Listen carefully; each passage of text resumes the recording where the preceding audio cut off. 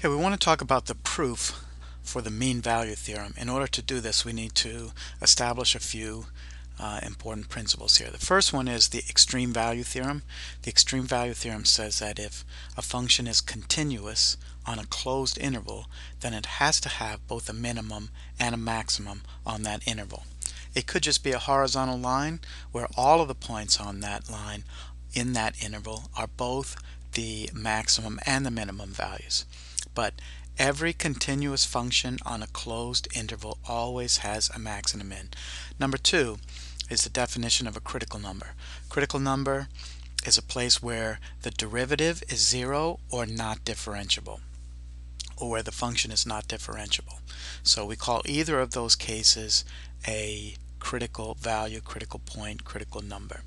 The third thing is that relative extrema can only occur at critical numbers.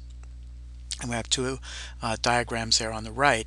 One shows a relative maximum where the derivative is zero, and another shows a relative maximum where the derivative of the function doesn't exist because it's a sharp turn there.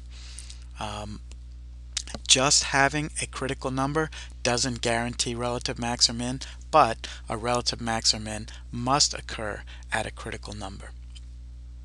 And finally, getting to Rolle's theorem. So Rolle's theorem is a special case of the mean value theorem. And Rolle's theorem says that a function is continuous on a closed interval ab, and it's differentiable on the open interval ab. And if f of a, the value of the function at the beginning of the interval, is equal to the value of the function at the end of the interval, then there has to be at least one number c in the interval on the open interval from a to b, such that f prime of c is equal to 0. So these are the starting points. Now we'll begin with a proof of Rolle's theorem first, because we're going to use that proof subsequently in the proof of the mean value theorem. So I'm just going to move some of the things around on the board. We need all of these properties though. Extreme value theorem, the definition of a critical number, relative extrema occur only at critical numbers, and we'll get to Rolle's theorem. Okay, so we're going to talk about Rolle's theorem only here. There are three possible cases with Rolle's theorem. And again, we are assuming that we have a continuous function on a closed interval a to b, and a differentiable function on the open interval from a to b, and that f of a equals f of b. So for case 1, and before we even begin with that, let's just let the value d be that y value where both the endpoints, the y value which is the value of both of the endpoints there. Let's let that be d. So in case 1, we have the simple case where we have a horizontal line. We have a constant function that's equal to d from f of a to f of b. Every point in that interval has the value d.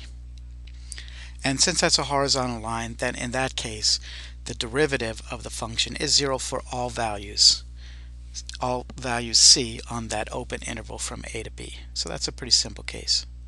In the second case, well, let's just suppose that the value of the function is greater than d for some value in the open interval from a to b. Well, by the extreme value theorem, we know that a continuous function on a closed interval always has a maximum value. And since the value we said was greater than the y values at the endpoints, so that maximum value is not at the endpoints. So then f of c is a maximum value on the open interval from a to b. And since it's not at the endpoints, that makes this max value on the interval a relative maximum. And so c is a critical number there. Furthermore, since f of c is a max on that interval and c is a critical number, and since f of x is differentiable on that open interval, then we know that the derivative has to be 0 there since it was differentiable. You can see that in the two diagrams on the right. When the function is differentiable and you have a relative maximum, the derivative has to be 0 there. We'll continue in the next video.